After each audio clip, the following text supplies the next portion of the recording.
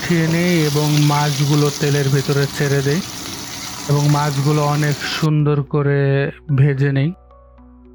এখানে দেখছেন মাছগুলো অনেক সুন্দর দেখা যাচ্ছে, মাছগুলোর পেটে ডিম রয়েছে।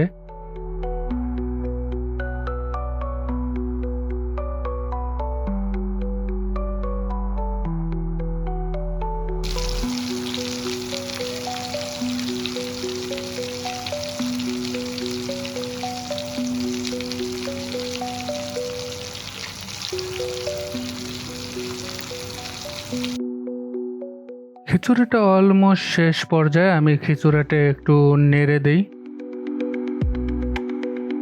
এবং মাছগুলো তেল থেকে উঠিয়ে ফেলি, কারণ মাছগুলো হয়ে গেছে।